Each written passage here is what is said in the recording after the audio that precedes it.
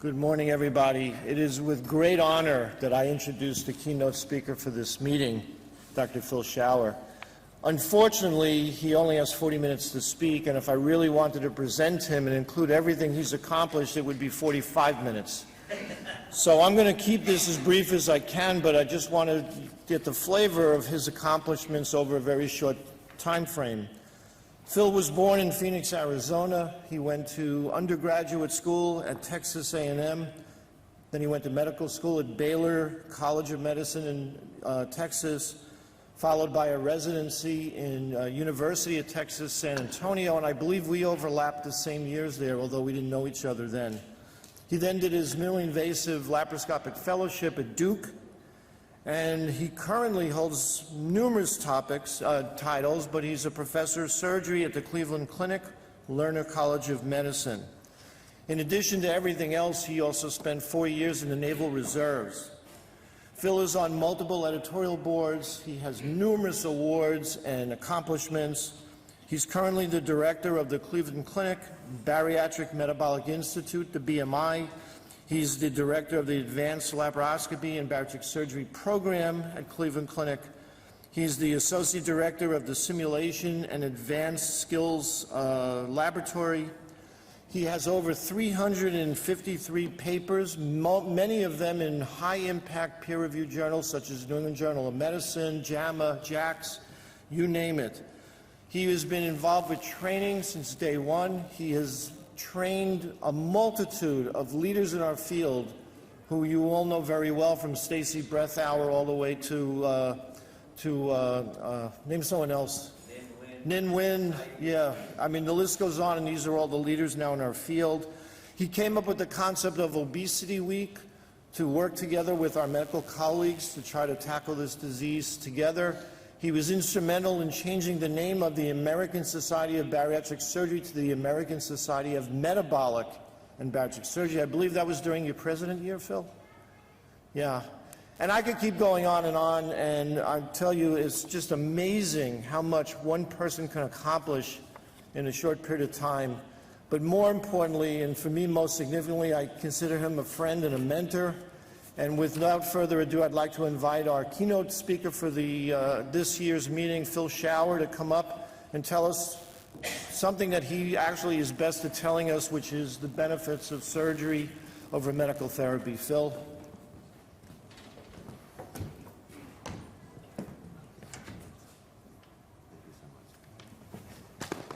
Okay, all right.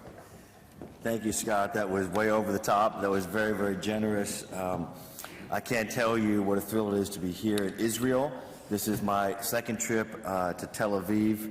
I love the people here. I hope to come back sometime in the future. But it really is a thrill to be here, especially to talk about something that is near and dear to my heart, that is the role of surgery for treating type 2 diabetes. These are my disclosures. I do want to call your attention to a meeting that you really have to go to if you have any interest in this area. This will be the 4th World Congress on Interventional Therapies for Type 2 Diabetes. It's building on the Congress in London in 2015, where we established for the first time international guidelines.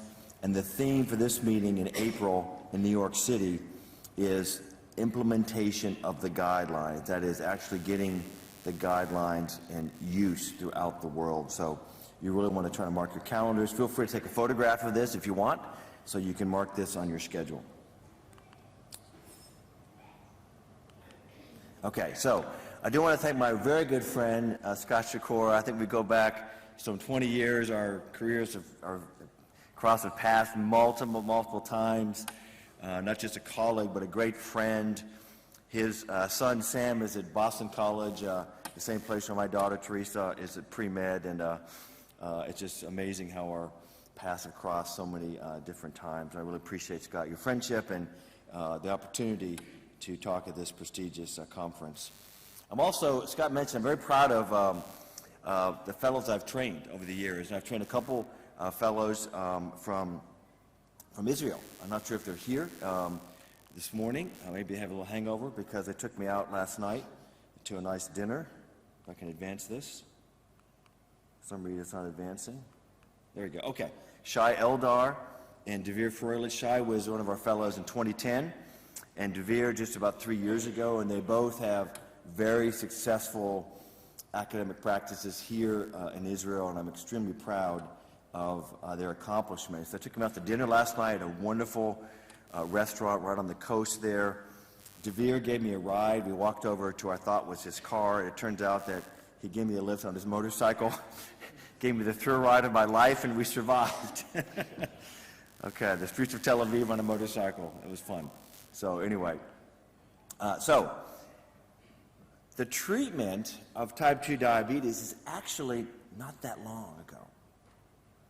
Less than 100 years, and that's when Banting and Bess discovered insulin. And I always hasten to add that, I don't know if many of you know, but Banting was a surgeon. He was actually an orthopedic surgeon. He wasn't a great surgeon, but the discovery of insulin was really the product of a summer research project that turned into one of the greatest discoveries of the 20th century.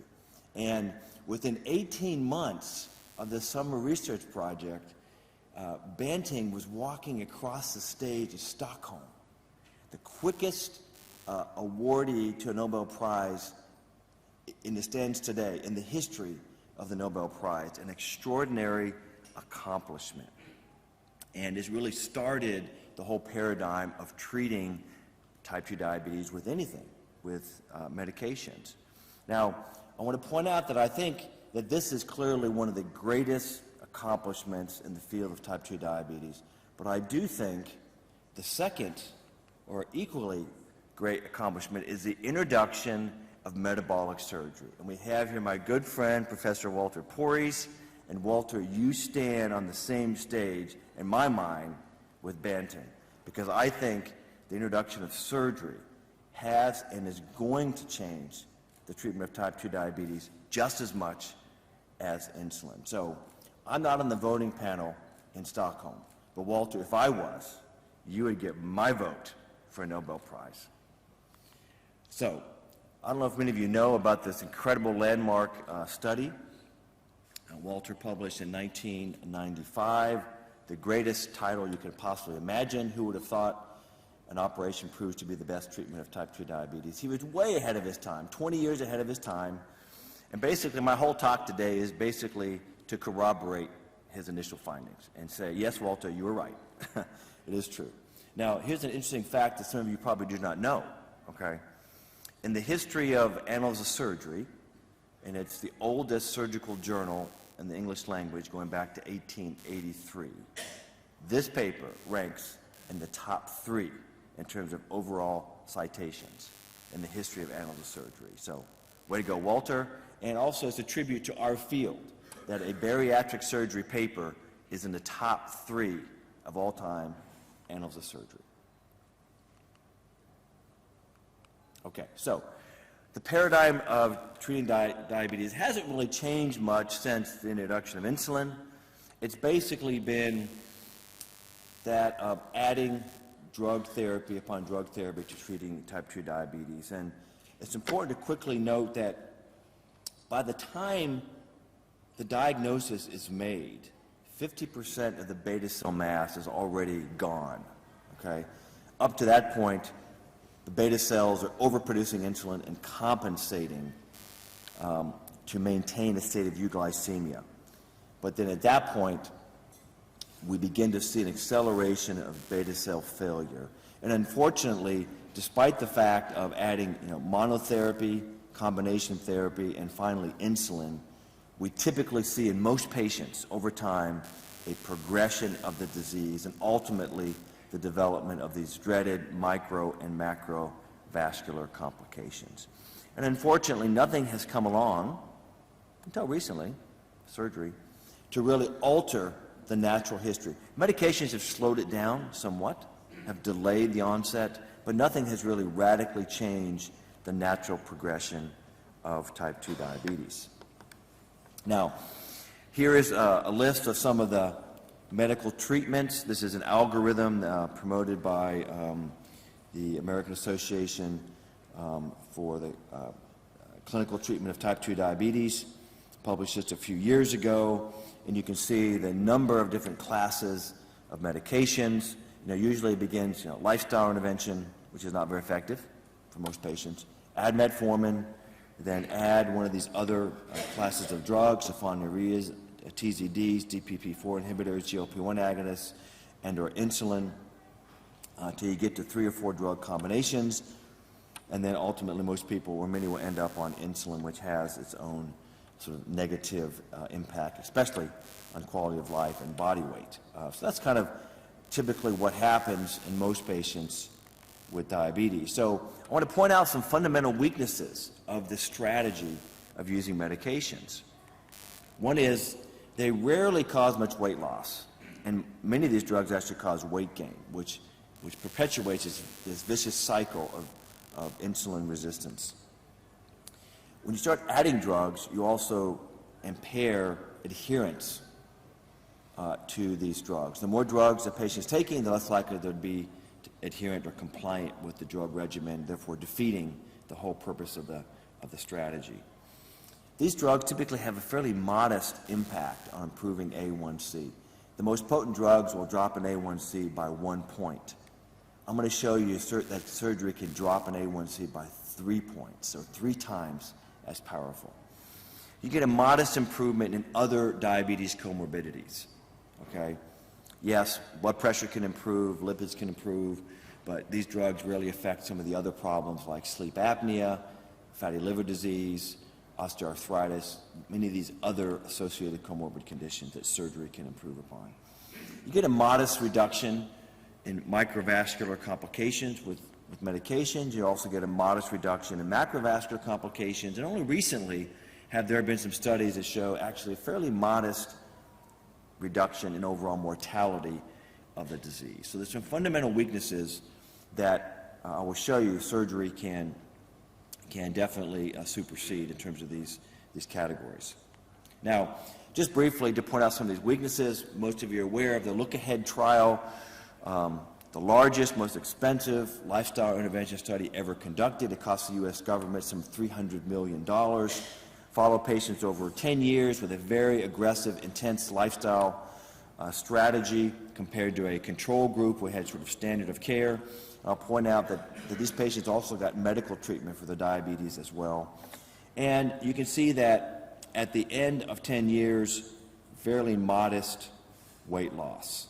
We're talking about like 6 kilogram weight loss in patients who started out at a weight of 100 kilograms. Improvement in waist circumference, but the key indicator of glycemic control, hemoglobin A1C, did improve for the first 3 or 4 years, but it wasn't sustained. That's the problem. And within 5 to 6, certainly by 10 years, it was pretty much back to baseline. Okay? But the ultimate endpoint was really not a marker of disease, it was really morbidity and mortality. And this study was basically a negative study. It basically concluded that a very intense lifestyle intervention with medications had no impact on morbidity and mortality. And that's what we're trying to achieve, after all. We're trying to extend the lives of these patients with this horrible disease. So perhaps what we need is a therapy that has greater weight loss, that's more durable, like surgery, to actually show a clinical benefit in terms of reducing morbidity and mortality. Here's a nice review paper that came out last year in New England Journal of Medicine of the weight loss drugs. Some of them can be fairly effective, but again, they're fairly modest. The most you get, and these are these important landmark studies, the most you get is 5%, rarely 10% weight loss. And there's not been a single study that shows being able to sustain this weight loss, not just 1 or 2 years, but 5, 10, 15 years. And I'll show you data with surgery that we have data out to 20 years showing the weight loss is sustained. And then finally, although these drugs are effective in reducing A1C, and again, by modest terms, by about 1 point, and here's a study looking at 3 of the common drugs, sulfonylureas, TZDs, and metformin, over time you see this recidivism, this tachyphylaxis, if you will, a waning of the effect of the drug, such that within a few years, most patients are back to the baseline A1C. And this is true of almost all of the glucose-lowering agents. They're not very durable, and that's the problem with this chronic progressive disease. We need treatment that's durable over time. Now, here's a report card. Here's data from the U.S. NHANES study, which is a survey of patients. It's a yearly survey of patients with diabetes, almost 5,000 patients over a period of 4 or 5 years, looking at the effect of treatment. These are patients who are on sort of standard of care treatment for type 2 diabetes.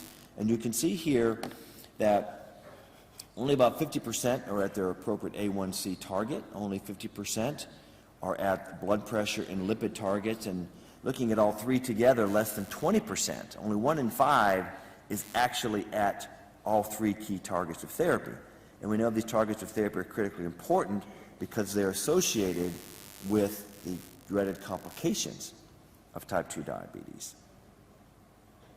So when you look at this, we're not doing so well. I personally would give this report card, I would give this a C- in terms of how we're doing treating type 2 diabetes with this current medically based program. But so perhaps a treatment like metabolic surgery can potentially improve the success rate at reaching these targets and ultimately dramatically reduce complications of type 2 diabetes.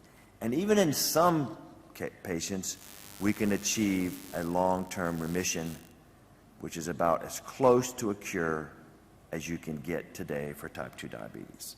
So here are the 4 common bariatric procedures which this audience is very familiar with. We know that there has been some jostling in terms of the popularity of the procedures currently across the globe. The sleeve gastrectomy is the more common procedure.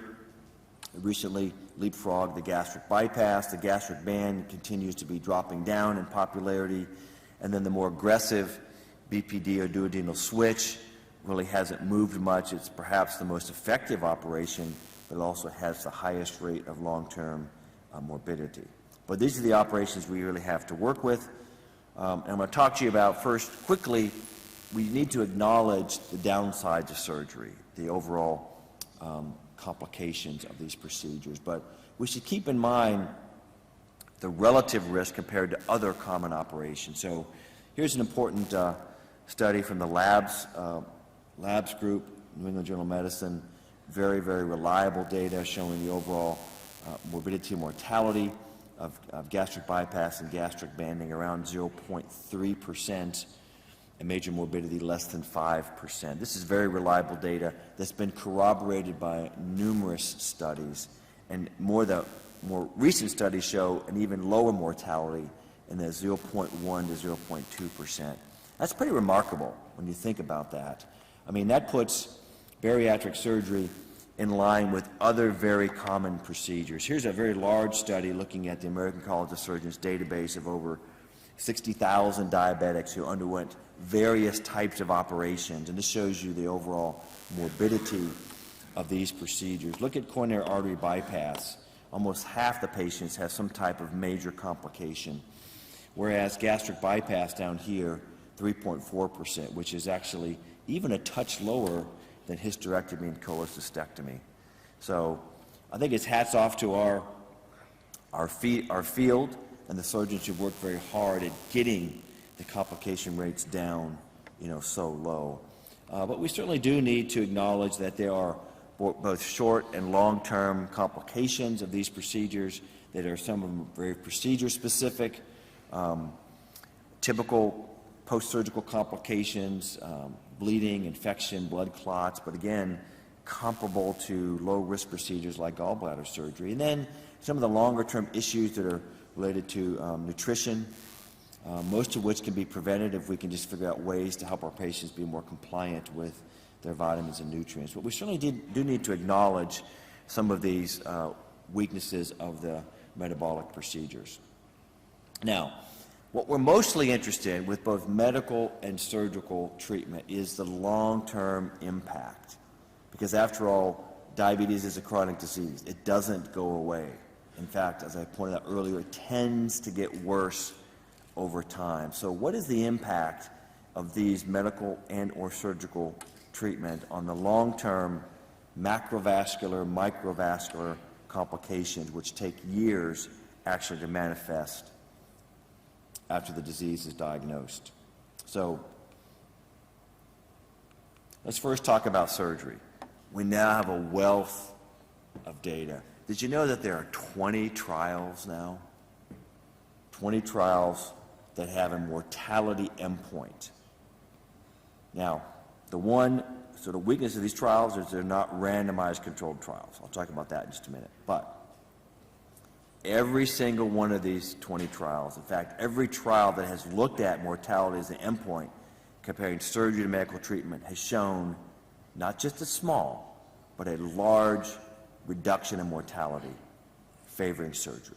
Now, there's one tiny exception. There's one study by Majewski et al. In 2011, right here. They followed patients just for 7 years. When they did propensity matching, didn't quite reach statistical significance. But guess what? They followed them a few years more. Arterburn and his team published the same data set. This is a group of veterans. It did show a 53% mortality reduction, which is quite dramatic. Now, the first paper, Walter, again, you beat everybody to the punch. You're 20 years ahead of everybody. Ken McDonald and Walter Pori published the very first. I was there. This was 1997, just starting my career. I was just thinking about doing bariatric surgery. I went to the Digestive Disease Week meeting. Ken McDonald presented this data. I said, oh my gosh, surgery can actually reduce mortality of a disease. I said, I got to get into this. And then once again, everybody else just proved your data, right, Walter? And look, 2007 was a banner year. This is when we got SOS, the Utah study with Ted Adams, and 3 or 4 other studies that also showed mortality reduction. And then just this year, another paper out of the Kaiser group published in JAMA, 50% mortality reduction. This is amazing, folks. Absolutely amazing. Now, some critics, rightfully so, will say, well, the one flaw in all of these is they're not randomized controlled trials. But you have 20 papers, they all say the same thing, and there's not a single paper that doesn't show a mortality benefit. Pretty amazing. And I'm just going to show you some. This is the SOS study. Everybody's quite familiar with this. I won't go into the detail of this study, except to say that, 20 years of follow-up, remarkable weight loss for these bariatric procedures compared to the control group, and superimposed look ahead on this. Look ahead has 10-year follow-up data, very modest weight loss, and by 10 years, almost back to baseline compared to surgery. One of the criticisms of the SOS was, well, the control group didn't get, really effective medical or contemporary treatment for their obesity. But the look ahead did. And you superimpose those, there's still a huge gap between medical and surgical treatment. But it's not about the weight loss, it's really about the effect on the disease. And all of you are familiar with the numerous publications of SOS showing reduced all-cause mortality, reduced cardiovascular events, reduced cancer mortality, reduced microvascular complications. So, pretty amazing. And not only SOS, but here is the Arterburn study, the VA population study, surgical patients undergoing mostly gastric bypass, but some other procedures too, with matched control patients. And within 2 years, begin to see an inflection. And at 12 years, you see this huge gap in terms of mortality. Pretty impressive, no matter how you look at it. And then the Ted Adams long-term study just published last year in New England Journal of Medicine showing the sustained weight loss after gastric bypass for 12 years. I mean, pretty remarkable compared to these 2 control groups, which basically stayed weight neutral or maybe a tiny weight loss. And this was an intent to treat modality, so a lot of that weight loss was patients who actually converted over to bariatric surgery. That's why you see a little bit of weight loss there. But they counted them as non-surgical treatment. So very sustained treatment now.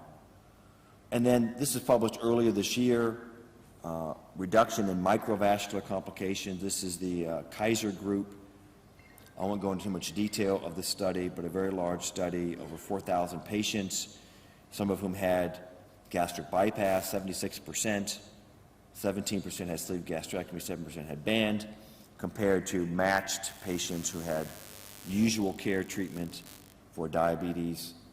And look at this difference here in the onset of microvascular complications, okay? You don't need to be a statistician to see the huge delta here. And even within a fairly short period after institution of the treatment, you see the separation of the curves. Pretty remarkable. And then, not only do we see reduction in cardiovascular morbidity and mortality, but reduction in both cancer incidence and the lethality of cancer, particularly in women, and particularly breast cancer, uterine cancer, ovarian cancer. See significant reductions with cancer in bariatric surgery. Pretty remarkable. Now, medications also can reduce cardiovascular complications of type 2 diabetes, and this is a recent phenomenon. And there's a number of studies going back to 2013, so just in the last 5 years, have we seen any studies show a reduction in macrovascular complications of type 2 diabetes? But the relative difference, you saw the curves for surgery, and this is one of the better ones with liraglutide, showing a reduction in, this is not just mortality, this is cardiovascular death, non-fatal MI, or non-fatal stroke. So lumping them all together, you see a little delta there. Okay, notice you have to have a large number of patients to show the difference. You have to treat a lot of people before you actually see a benefit here. But they do show a cardiovascular benefit. So we have to keep that in mind, but recognize the relative improvement pales in comparison to what we see with surgery. And there have been a number of drugs, and this slide sort of summarizes the drugs that have been shown to actually achieve a cardiovascular benefit in terms of reducing the incidence of myocardial infarction, either fatal or non-fatal. And these are primarily restricted to SGLT2 inhibitors and GLP-1 agonists. And all this has been identified just in the last couple of years. What we have now, finally, after a lot of effort, we have randomized controlled trials comparing head-to-head surgery with modern medical treatment for type 2 diabetes. And this has been really an extraordinary accomplishment effort by a number of different institutions and investigators throughout the globe, because after all of you know, these studies are very difficult, very expensive to implement. After all, you have to recruit patients who are willing to flip a coin and say, okay, I'll go with surgery, or no, I'll go with medical treatment, and I'll stay with that for 5 years or beyond or whatever. Okay, so we now have 12 randomized controlled trials. This is a review paper I published just last year that summarizes these 12 studies, beginning with John Dixon's study in gastric banding. Is John still here? Give him a shout out there. Got to give John and Paul O'Brien credit for being the first to actually do a randomized controlled trial, which is very difficult. Then we had a number of other investigators publish, and we have 12 now, and all of them show that surgery is much more effective in achieving remission than medical therapy or improving hemoglobin A1C. There's one exception. There's one study, the third from the bottom, Ding and others. This study compared gastric banding versus control. This is the only study that did not have a p-value that showed statistical significance.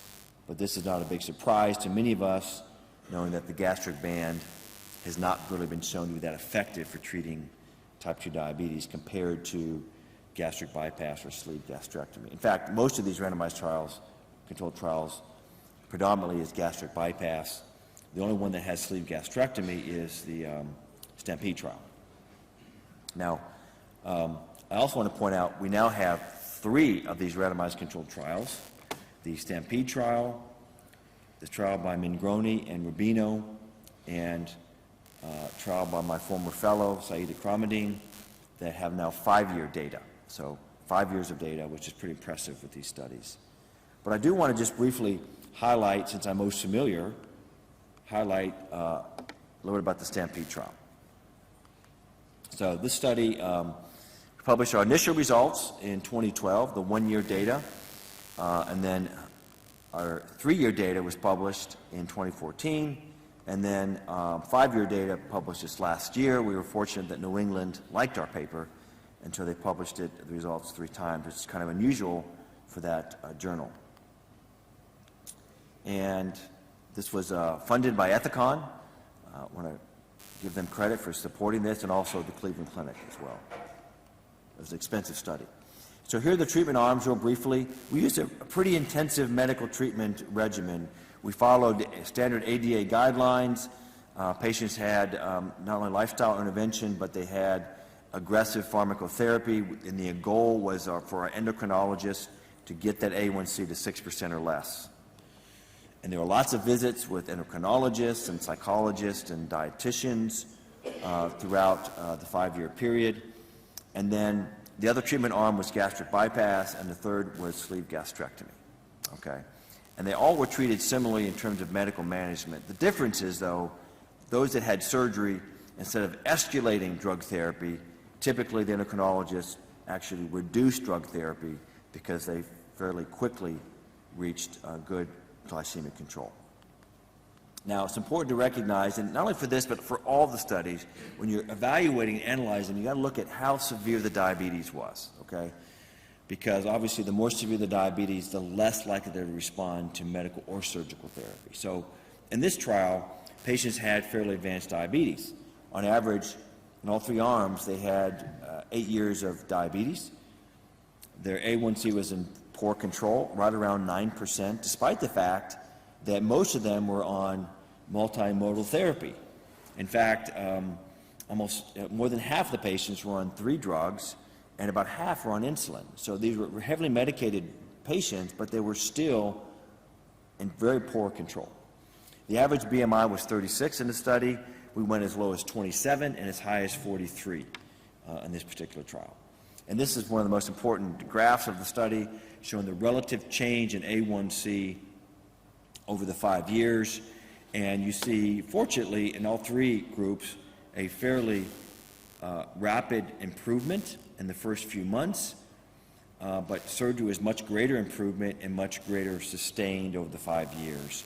The medical group, despite the fact that our endocrinologists continued to escalate drug therapy, they could not keep that A1C down, and by 5 years, almost back to baseline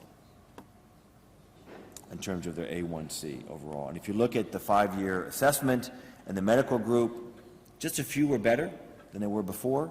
Most were unchanged, and actually a little bit more were worse off than they started. With surgery, overwhelmingly, they were better off at 5 years. Some were unchanged, and very few were worse. Okay? And this is important because, again, this is this progressive disease.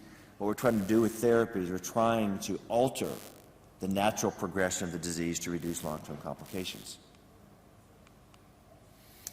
This shows you the breakdown of the effective treatment based on BMI. It used to be thought that if you had a BMI less than 35, surgery was not quite as effective. Not so. According to this study, those people who had a BMI less than 35 fared just as well. In fact, you can almost superimpose these graphs. Less than 35, greater than 35 in the surgical arm, they did just as well. And unfortunately, today insurance companies still withhold coverage for patients with a BMI less than 35, and there are multiple studies that have corroborated this finding as well. That's got to change. This shows you the change in body mass index. No big surprise here to this audience. We were actually happy to see that our medical group did lose some weight, and we worked really hard on that. But the amount of weight, was less than a 2-point drop in their BMI, but it was mostly sustained, which is great. But that pales in comparison to what we see with surgery, and this is where we did see an actual statistical difference favoring the gastric bypass over sleeve gastrectomy. And this shows you change in medications, and this is where surgery is unique compared to medical therapy. With medical therapy over 5 years, the number of drugs and the potency and the dose is actually increased over time. And even with that, they're losing the battle in terms of holding the A1C in control. With surgery, we see a reduction in medications. And for gastric bypass, at 5 years, almost half the patients, 45%, were on no drugs, compared to at the beginning of the trial when the majority were on 3 or more drugs. Very few required insulin at 5 years in the gastric bypass group. Similar pattern with sleeve gastrectomy, but it wasn't as effective at getting patients off drugs. We did see a difference there between the bypass and the sleeve gastrectomy. We saw a similar pattern not only with diabetic drugs, but for the cardiovascular drugs, the antihypertensives and also lipid-lowering drugs. You see a reduction in requirement for those in the surgical group, but escalation in the medical group. How about quality of life? This is a RAND Corporation quality of life survey. I'm not going to go into all the detail, but it breaks it down into physical and mental health components. Bottom line here is that for the surgical group, it improved, especially in general health. For the medical group, no change, or in fact, it got worse. A number of studies corroborate these findings as well. How about adverse events? No big surprises here. There was no surgical mortality over the 5-year period. Fortunately, there was one leak that was resolved with surgical intervention. A host of typical surgical complications, occasional bowel obstruction, stricture, ulcer, but all these were managed and did not result in any long-term disability. Overall reoperation rate, about 8%. A lot of those were for gallbladder surgery and so forth. Now, I'm showing this because in 2014, the American Heart Association recognized metabolic surgery among the top 10 advances in cardiovascular research, and they specifically pointed out the Stampede trial. And I point this out mainly that this is a recognition of the field of metabolic surgery. We've finally been recognized outside of surgery in the cardiology world, and this is an important, recognition of our field, that this now belongs as an important therapeutic treatment or tool for treating diabetes and cardiovascular disease. And the Stampede trial has actually been cited more than 2,000 times, which again is a tribute to the field overall. And briefly show you, if you look at the 12 studies, this is a forest plot showing medical versus surgical and the ability to either cause remission or the degree of improving A1C. And you see this universal in all these studies tendency toward favoring surgery in these 12 randomized controlled trials. And when you break down between BMI less than 35, greater than 35, you see, again, no difference there. The studies that are predominantly BMI less than 35, you show just the same degree of favoritism towards surgery versus those with the higher BMI. And then finally, when you look at the delta change in A1C between the medical and surgical treatments in these studies, you see this huge difference where you see typically a very modest improvement in A1C with medical treatment, but a large treatment effect. It's typically around 3 percentage points drops in A1C, which is quite remarkable for surgery. And surgery is one of the few treatments, it's the only treatment we know so far that can actually cause remission. According to the American Diabetes Association definition of remission, it means normal glycemic measures for 5 years or greater without drugs. Only surgery has been able to show this. Not in every patient, mind you, but it's the only treatment that can actually achieve this endpoint, which in itself is quite remarkable. So all this data has really resulted into changing the way diabetes is treated. That's what we really want to see, right? So new guidelines have emerged. Most of you are quite familiar with the publication in 2016, which was a landmark publication in diabetes care. The entire issue devoted to metabolic surgery, the largest number of downloads in the history of this journal. And this is one of the key papers which summarizes the guidelines. There's some 30 different recommendations, but 4 have profound clinical implications. They're now recommending surgery for patients with a BMI of 40 or greater, regardless of glycemic control. That's profound. That means that patient has type 2 diabetes, their BMI is 40, go to surgery. Don't waste time with medication. That's what it's saying. Surgery is recommended for BMI between 35 and 40, especially if the diabetes is not well controlled with medications. Dropping the BMI to 30, surgery should be considered as an option, especially for those who are not well controlled on drugs, and dropping the BMI to 27.5 for certain ethnic groups like Asians who are more prone to complications of diabetes at a lower BMI. The American Diabetes Association has basically reproduced these guidelines in their 2018 standards of care. And then just a few weeks ago, the ADA-EASD has published their diabetes algorithm for medical management. You don't see surgery listed in this medication algorithm, but they do mention surgery, particularly regarding patients with obesity, and surgery is mentioned, metabolic surgery is mentioned as an option. Frankly, I think it should be emphasized more, but at least they do list it. But that's why we really need you to attend this meeting, because we do have guidelines now, but we need to get implementation of these guidelines, and I see my time is just about up here. I have 30 seconds to sort of summarize, Scott. So please mark your calendar, because this is going to be historic in New York City in April 2019. So finally, who actually gets remission, and which operation should you use? So we developed at the Cleveland Clinic a tool to help you. We published this in Annals of Surgery in 2017, and it turns out that if you measure one of these 4 clinical indicators of diabetes, the duration of diabetes, the number of medications a patient's on, whether or not they're on insulin, and their glycemic control according to an A1C above or below 7, you can categorize patients into mild, moderate, or severe disease.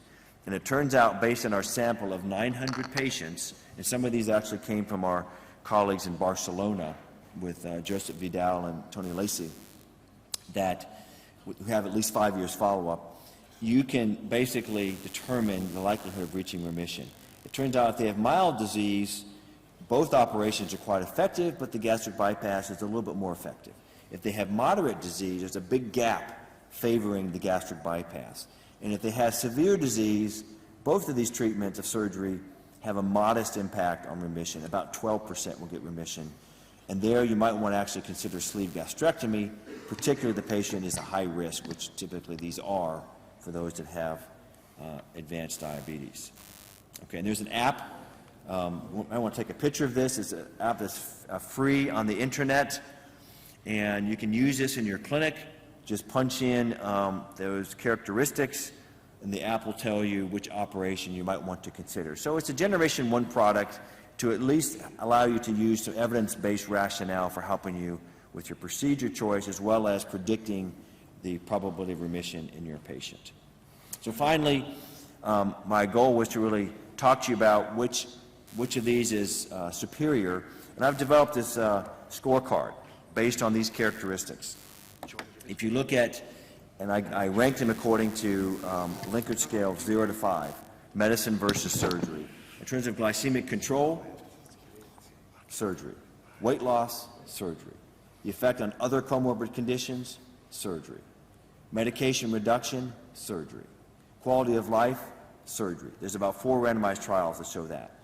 Adherence, surgery is better than medications. Now, short-term morbidity and mortality of treatment, medicine. If you only look at the short term, 3 to 5 years, medicine wins there.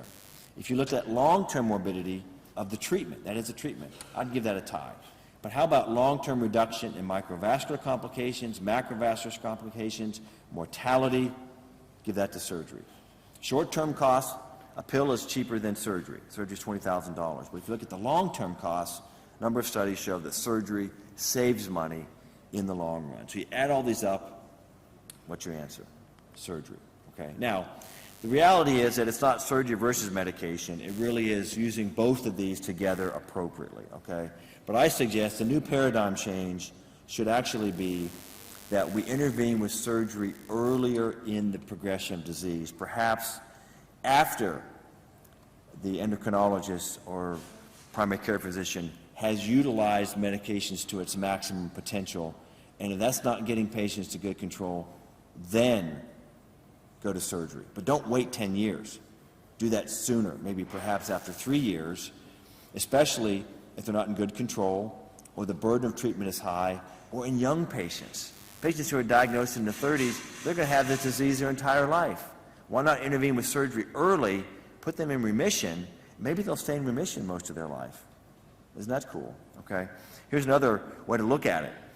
Start with the lifestyle modification, go to pharmacotherapy, then go to surgery. But don't wait 10 years for surgery when it's maybe too late. So in summary, bariatric metabolic surgery is really an incredible therapeutic tool for treating type 2 diabetes. It leads to a very significant improvement in glycemic control and weight loss. It reverses many of the comorbidities of obesity and diabetes. In many ways, it's superior to medical treatment for diabetes and dramatically reduces morbidity and mortality. But there are some limitations. Current utilization is low, and we need to get these guidelines implemented so that more patients can benefit from surgery. It does have a significant short-term cost, but as I mentioned earlier, if you look at the long-term, many patients, particularly those with diabetes, will actually show a cost savings. Surgery does have complications, and unfortunately, rarely, but every now and then, we can hurt patients.